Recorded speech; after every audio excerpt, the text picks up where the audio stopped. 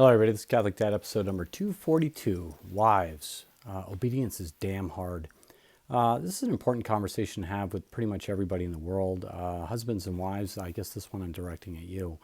The God says to the wives, you got to be obedient to your husbands. You just got to kind of have to do it. And man, you got to love your wives like he loved his church.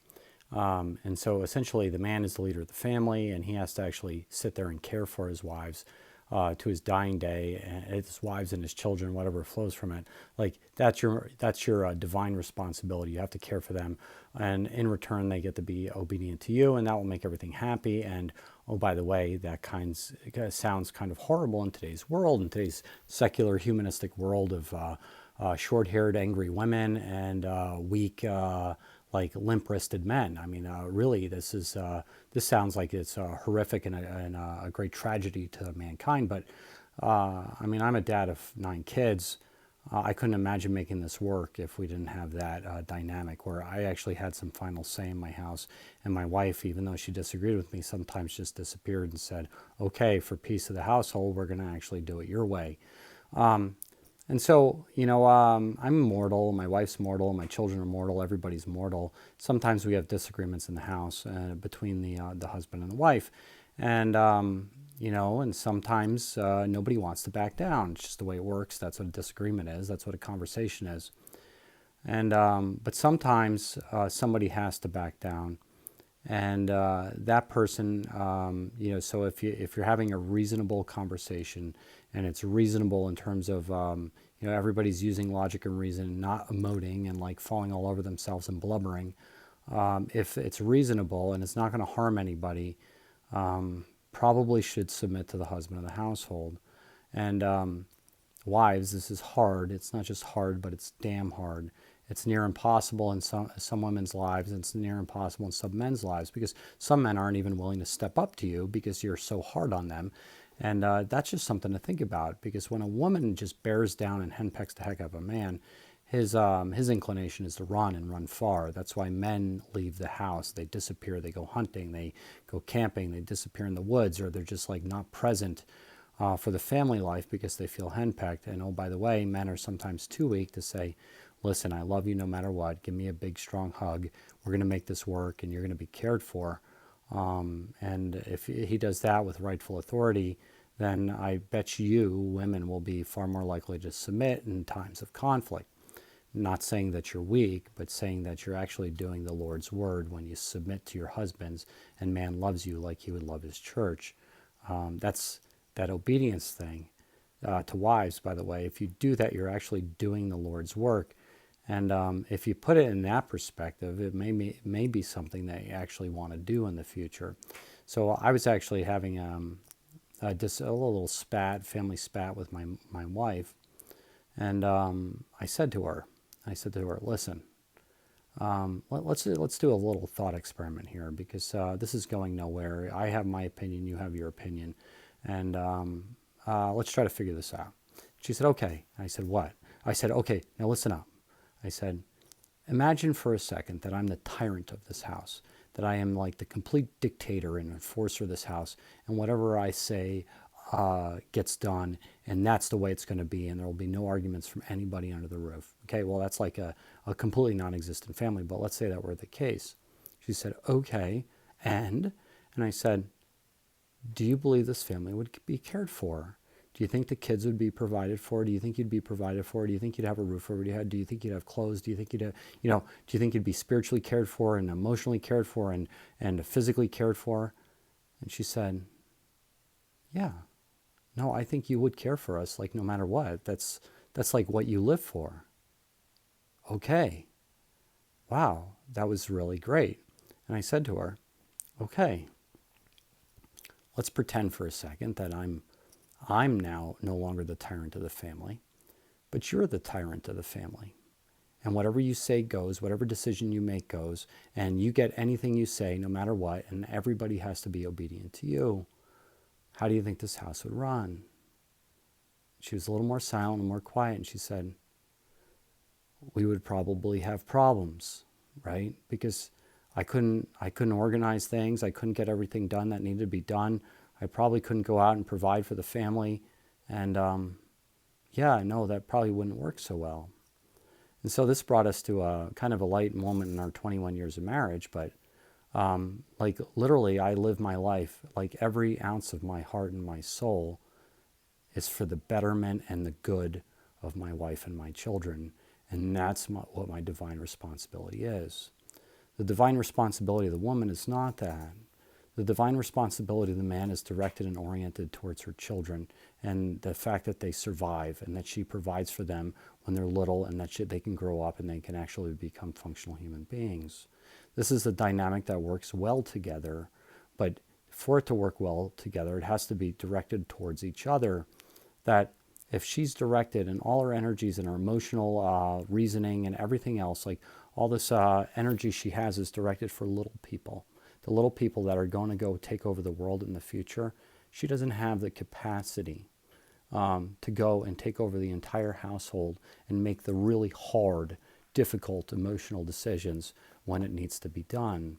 And so when God oriented man to be the leaders of his family, he did not orient them to be the tyrants of his family. What he did was he oriented them saying, listen, you have reason and judgment.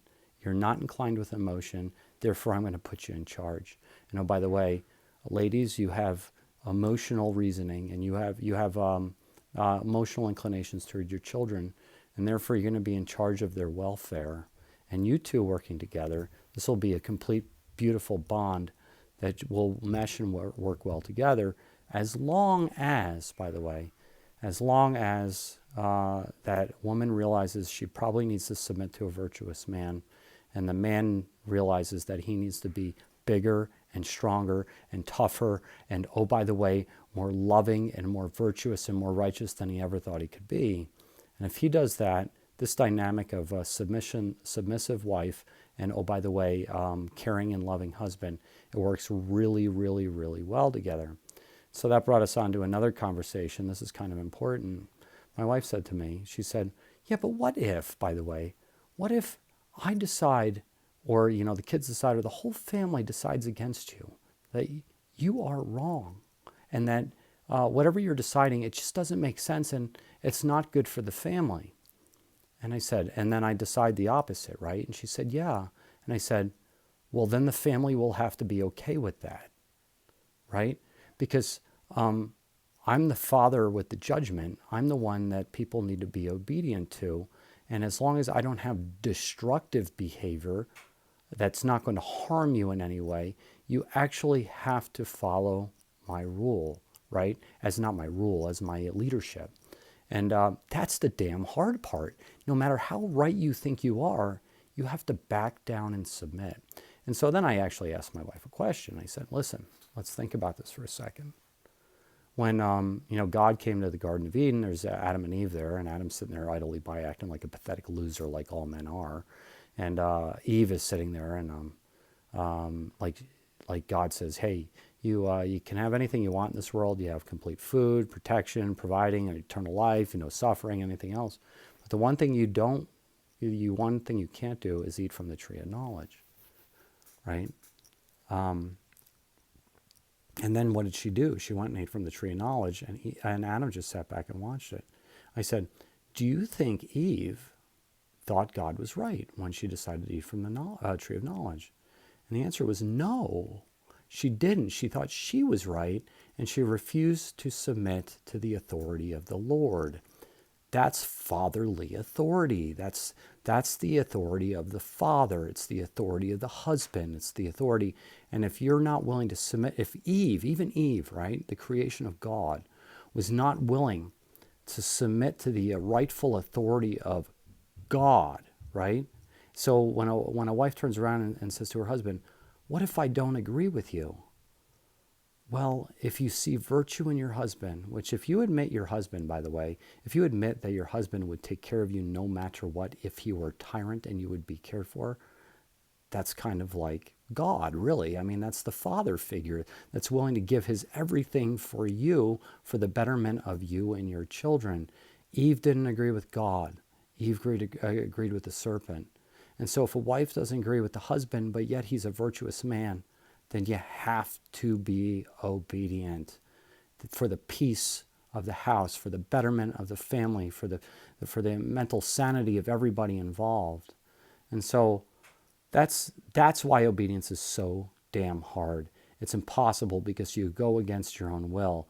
And Eve was not able to do it. Why should we believe that a wife could do it?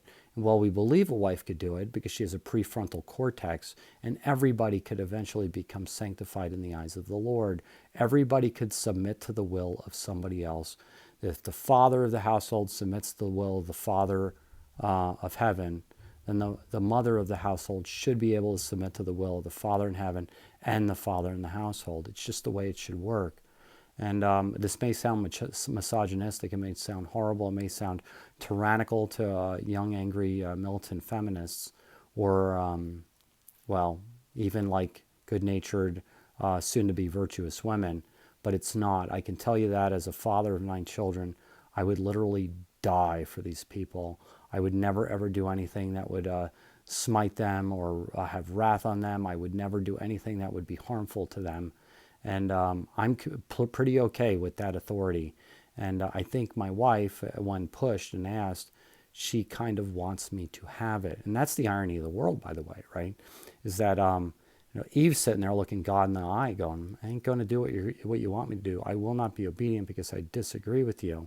Every woman in the world has that inclination towards her husband. They just do. But no woman in the world would ever respect a man that she doesn't think would take care of her, right? And so that's the hard dynamic in the world. That's the master of marital love, is that you literally trust him so much that you're willing to push your will aside. And let's go a little further with this one, by the way. This is the Blessed Virgin Mary, right? I mean, she got the Son of God. I mean, she's the Ark of the Covenant. She got the Son of God pushed into her womb, and she had to actually do the Lord's bidding. And do you think a young, like 15, 16-year-old girl wanted to do that? Let it be done to me according to your word. I mean, literally, just I'm a handmaiden of the Lord. I will be obedient. And really, she's the Blessed Virgin Mary. She's the mother of the Lord. If we could work on that relationship. And so, by the way, women, I'm putting a lot of onus on you here. Like, hey, you got to toughen up and be more submissive. And, oh, by the way, stop complaining about your husbands. I'm not saying that. What I'm saying is this. Men, you have to be giants and heroes in the eyes of your wives. You have to have rightful stewardship at the authority that you're given from God. That is the message. And if you do that, then the rightful leadership should come into alignment with a loving and submissive spouse. And when I say submissive spouse, I mean one that directs all of her energies and all of her focus on the health and welfare of her children. Not, I'm going to roll over and die so he could dominate me. No. I'm going to create the future of the world, the future generation, and those who will go conquer the world with love and passion and virtue. And so this is Catholic Dad making you think about it. Please like or subscribe, get the Mass, and pray the daily rosary. And by the men, amen. I can't state this enough. Your virtue and your love of your wife needs to be bigger than you've ever thought it could be in your entire life. And oh, by the way, women, your love and your passion towards your children needs to be just as big. And because of that, you have to quietly submit to your husband. Not quietly. You could definitely have conversation. But when you come to an impasse, if he loves you as much as you think he loves you, he'll do the right thing. That's the hard part of submission. God bless. Like or subscribe. Get the Mass. Pray the daily rosary. And take care. God bless you.